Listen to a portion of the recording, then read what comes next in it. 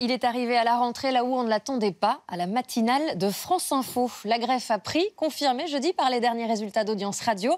À la télé, il continue d'animer C'est dans l'air les vendredis et samedis. C'est donc un journaliste très occupé que nous recevons dans le Tube aujourd'hui. Bonjour. Bonjour. Bruce Toussaint, bienvenue. Merci. Sur le plateau du Tube.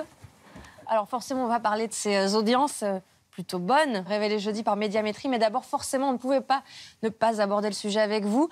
C'est un sujet qui agite votre maison, Radio France, et les médias depuis une semaine. La condamnation du président Mathieu Gallet pour favoritisme alors qu'il était président de l'INA. On a rappelé les faits en début d'émission. Il a fait appel de cette décision, ne compte pas démissionner malgré la pression du gouvernement, la procédure engagée par le CSA. Mathieu Gallet, Bruce Toussaint, peut-il vraiment rester à la tête de Radio France dans ces conditions ? Il le souhaite, il l'a dit. Le CSA a ouvert une procédure. C'est compliqué pour moi de me prononcer. Et surtout, je crois que maintenant, il faut que les choses avancent et avancent vite. Ce qu'on peut souhaiter de mieux, à la fois à Radio France et à Mathieu Gallet, et aux auditeurs d'ailleurs, c'est que cette question soit réglée assez rapidement. Je crois qu'il y a une décision qui doit être prise la semaine prochaine. Donc voilà, on est dans un moment d'attente et je pense que tous les journalistes, les salariés de Radio France attendent aussi une issue à cette crise et qu'elle vienne rapidement. Oui, c'est un peu paradoxal parce qu'il y a cette situation délicate et puis à côté, il y a les audiences, j'en parlais, qui ont été révélées jeudi par Médiamétrie. C'est l'autre actu radio de la semaine. Un peu plus de 4,5 millions d'auditeurs chaque jour sur France Info. Une audience, certes, en légère baisse par rapport à l'année dernière, mais stable par rapport à septembre-octobre. Vous avez sablé le champagne jeudi, vous étiez à Nantes, je crois. Je crois qu'il y avait une galette des rois organisée au moment de la publication des audiences et j'ai même pas pu y goûter puisque j'étais parti à Nantes pour faire une spéciale sur Notre-Dame-des-Landes. C'est un bon résultat pour France Info. Effectivement, il faut rappeler qu'on compare toujours les audiences d'une année sur l'autre. Exactement, c'est la règle. L'an dernier, on a comparé avec une période où il s'était passé l'élection de Trump, la primaire de la droite, François Hollande qui renonce, une actualité incroyable. Et le niveau de France Info reste très très élevé. C'est une radio qui est en forme. Notamment le matin, ça vous intéresse évidemment. Le 7-9, votre matinale, 2 104 000 auditeurs chaque jour, c'est le meilleur score depuis 5 ans. La greffe Toussaint a définitivement pris. La question, c'est qu'est-ce qui se passait il y a 5 ans ? Parce que franchement, je ne comprends pas. Vous avez le triomphe modeste. C'est difficile de lancer une matinale. J'en ai lancé quelques-unes dans mon parcours. C'est toujours un moment comme ça où on tâtonne. Moi, j'ai voulu d'abord, dans un premier temps, m'inscrire dans les pas de Fabienne Synthèse, qui avait déjà fait de la matinale de France Info un succès, et m'intégrer dans cette rédaction. Vous savez, ce qui m'a beaucoup frappé, moi, j'étais un peu inquiet des audiences. Je me demandais comment ça allait se passer. À France Info, tout le monde est très serein. Ça fait 30 ans que ça existe, cette radio. 30 ans que cette radio est devenue une marque, une référence. Donc, c'était une rentrée parmi d'autres. Alors, impossible de ne pas vous demander votre réaction également sur les résultats d'Europe 1, une radio que vous connaissez bien. Vous y avez animé la matinale, justement, de 2011 à 2013. Europe 1 devient la 7e radio de France, la bonne dernière des généralistes. C'est trop cher payé, selon vous ? C'est dur. C'est dur. C'est un creux assez violent. Personne ne peut le nier. Moi, je reste convaincu que, je vous disais que la marque France Info était très forte, c'est encore plus vrai pour Europe 1. C'est une radio qui existe, je crois, depuis 1955, qui reste une référence. Moi, je crois que ça va repartir. Quand, comment, j'en sais rien. Mais voilà, en tant qu'auditeur d'Europe 1, parce que je le suis resté évidemment, je ne vois pas cette radio s'arrêter d'émettre. Ça va continuer et ça va repartir à un moment ou un autre. Et comment l'expliquer alors ? Vous pensez qu'ils sont allés trop loin dans les changements ? La radio, c'est une mécanique, une horlogerie très fine. Je connais bien la plupart des gens qui sont à l'antenne sur cette radio.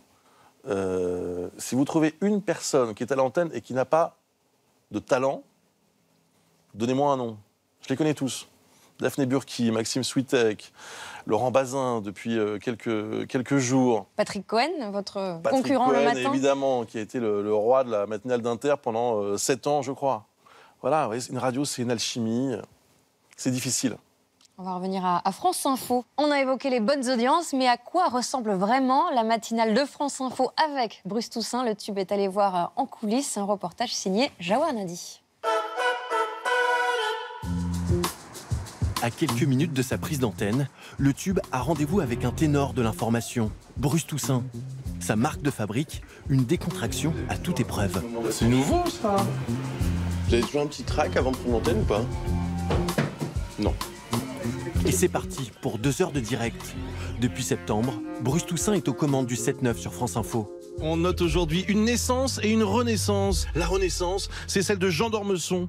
Un peu plus d'1 mois après sa disparition, l'immortel sort un nouveau roman. Et moi, je vis toujours. Les réveils nocturnes, Bruce Toussaint connaît bien, pour avoir déjà animé 3 matinales sur Canal+, Europe 1 et iTélé, mais jamais sur une antenne du service public. Bonne journée, bon réveil, il est 7h.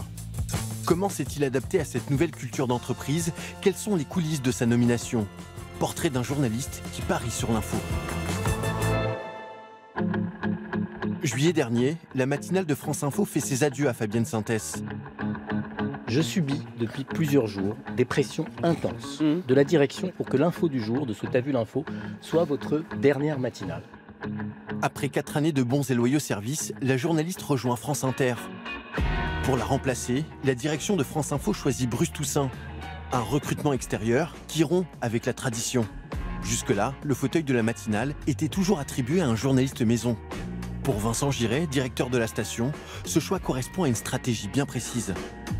Nous, on avait un enjeu très fort à la rentrée de trouver en fait quelqu'un qui avait une solide expérience à la fois de matinale, mais de chaîne d'infos. Ça, c'était important. Une expérience de radio-télé. Ça, c'était important aussi, puisque nous sommes maintenant un média global, avec une partie en double distribution dans la matinale, radio et télé. Et puis, quelqu'un qui corresponde au code, à l'esprit de France Info. Et Bruce Toussaint, allez, sur la place de Paris, des gens qui ont autant d'expérience que lui en matinale et en chaîne d'infos, ils sont 2 ou 3, pas plus. Avant de séduire les auditeurs, Bruce Toussaint doit d'abord convaincre les journalistes de la rédaction. Sa nomination suscite quelques réticences. Aujourd'hui, la greffe a-t-elle pris? Réponse d'Anne-Laure Danier, journaliste politique et voix historique de Radio France. Bruce Toussaint, au départ, certains ont pu se dire, mais pourquoi quelqu'un d'extérieur? On n'a pas des gens compétents à l'intérieur? Bien sûr que si, c'était pas la question. Et puis, ça s'est passé assez vite, bien, en fait, très vite, bien même. Il est arrivé et tout de suite, les choses se sont mises en place. Il s'est adapté très, très vite. Bruce Toussaint, un enfant de la télé qui a fait ses armes sur Canal+, où il anime sa première matinale en 2004. Ça y est, c'est déjà le 5 septembre. Enfin, ça a été un peu long les vacances quand même pour nous. On en a bien profité. Comment allez-vous? J'espère que vous êtes en pleine forme, malgré justement cette date. Que ce soit sur Europe 1 en 2011 ou à iTélé en 2013, Bruce Toussaint impose un style, un mélange d'infos et de bonne humeur. L'homme aime également s'entourer de proches comme Marie Coleman, qui l'a suivi à la matinale de France Info. Pour elle, la grande qualité du journaliste, c'est d'abord son esprit d'équipe.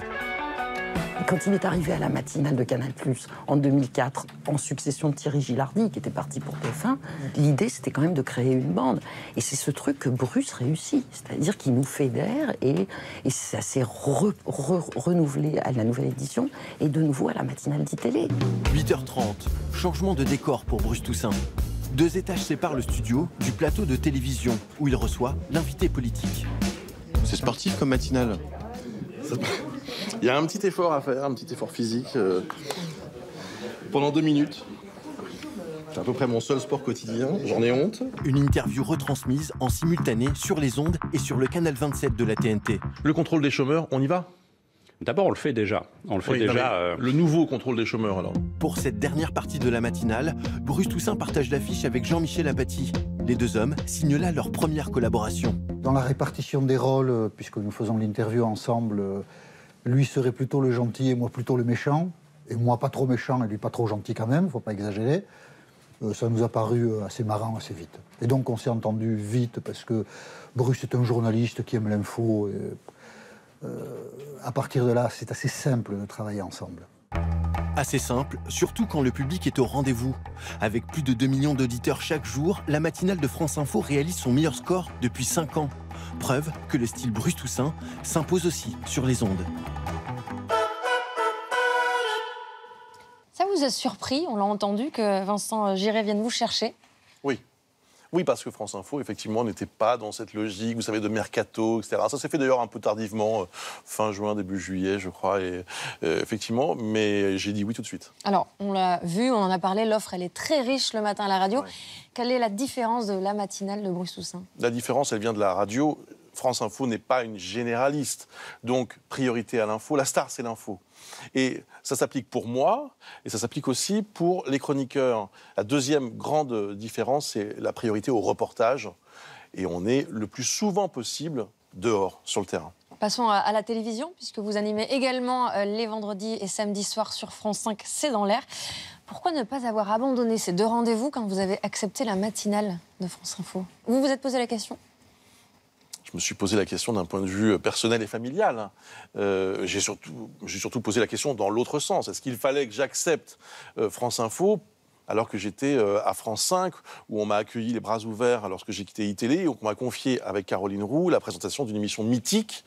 Donc je ne me voyais pas renoncer à ça. Même un peu fromage et dessert, si vous voulez. Oui, parce que j'allais dire, le vendredi, en gros, vous cumulez une matinale de 2 heures à la radio, plus un débat en fin de journée à la télé. Ça fait pas un peu beaucoup? C'est beaucoup, bien sûr. C'est vendredi, non? Oui, ça fait des bonnes journées. Je suis pas le seul. On a un peu tendance à être cumulard dans ce métier. Je connais des animatrices qui font une émission média, une émission de rugby. Je sais pas, vous voyez ce que je veux dire? C'est pas le matin, ça arrive. C'est pas tous les jours. C'est sûr que je suis tranquille. Mais moi, je suis ravi de vous retrouver sur plusieurs... Donc je me dis peut-être qu'il y a certaines personnes qui sont contentes de me voir dans plusieurs exercices. Partout. Comme si ce n'était pas assez. Eh bien, on va aussi vous retrouver le 4 février prochain, toujours sur France 5, dans une collection de documentaires intitulée « C'était écrit ». Premier numéro avec François Fillon, l'homme qui ne voulait pas être président. Récit d'une campagne présidentielle désastreuse. On regarde un extrait. Mais c'est vrai qu'il y a eu un espèce d'enchaînement calamiteux dans cette campagne. Ça a été une accumulation. C'est rancœur plus rancœur plus rancœur plus rancœur. Égale super rancœur et tout le monde y perd. On est sur un toboggan, tout le monde a mis de l'huile et on a fini dans le bac à sable. Cette défaite est la mienne. Et c'est à moi et à moi seul qu'il revient de la porter. Vous avez entendu François Fillon, il a accepté de vous parler? Alors François Fillon n'a pas voulu nous parler. On l'a sollicité à de multiples reprises. Je crois qu'il a vraiment tourné la page maintenant. Est-ce qu'on entendra des scoops dans ce documentaire? Dans ce documentaire, vous allez entendre des personnalités qui ont été vraiment éminentes dans la campagne et qui révèlent qu'elles n'ont pas voté pour François Fillon. Et puis vous allez entendre aussi le témoignage de quelqu'un qui a déjà un peu parlé, c'est vrai, Robert Bourgi, c'est le fameux homme des costumes, hein, les fameux costumes à 6 000 €, qui raconte vraiment pour la première fois, de façon très précise, pourquoi il a tendu ce piège à François Fillon. Le prochain numéro, il sera sur quoi? Le prochain numéro devrait être autour de Marine Le Pen. Et je ne sais pas encore quand il sera diffusé. Il est en cours de réalisation. Comme toutes les semaines dans le tube, Bruce Toussaint, l'interview en images. On vous soumet des photos, des images. Vous nous dites ce qu'elles vous inspirent. Ça peut vous concerner directement ou concerner le reste de l'actu média. Première image. Jean-Jacques Bourdin, c'est votre concurrent à 8h30. Alors, comme vous, il est à la télé et à la radio. Comme vous, il interroge un politique, mais vous, sur France Info, vous êtes 2, on l'a vu, vous êtes avec Jean-Michel Apathy. Alors, quand on regarde les audiences, parues jeudi, vous vous rapprochez, vous montez, il perd quelques auditeurs. L'objectif, à terme, c'est de passer devant lui? Devant lui et devant tous les autres. Ah, voilà. Bien sûr. Devant tous les autres, vraiment, et de très très loin. Je l'aime bien, moi, Jean-Jacques Bourdin. Le style Bourdin, vous aimez? J'aime sa personnalité, j'aime son style. J'aime cette idée de jamais rien lâcher. Il remet son titre en jeu tous les matins. C'est un super pro, vraiment. Autre photo. On a une autre une qui a fait parler cette semaine. Catherine Deneuve qui répond dans Libération à la polémique après la publication dans Le Monde de la tribune anti-Balance ton porc. La polémique est-elle close? Ça vous inspire quoi, tout ça? Ça nous a tous attristés. Quand on aime le cinéma et quand on aime Catherine Deneuve, ce qui est mon cas, je comprends ce qu'elle a voulu faire, ce qu'elle a voulu dire, mais ça n'a pas marché. La preuve, elle a été obligée de s'expliquer, de revenir sur ce qu'elle a voulu dire, etc. Je pense que c'est vraiment quelqu'un qui, comme elle le dit, est avide de liberté et qui a donc voulu pousser au maximum cette liberté, mais je trouve que c'est tombé à plat, malheureusement. Et ça m'attriste, parce que vraiment, j'adore Catherine Deneuve. Merci. Merci beaucoup, Toussaint, Isabelle. merci d'être passé dans le tube. On vous retrouve donc dès lundi à 7h sur France Info et tous les vendredis et samedis soirs, évidemment. 17h50 sur France 5 dans C'est dans l'air. Merci d'être passé Merci dans le infiniment. tube.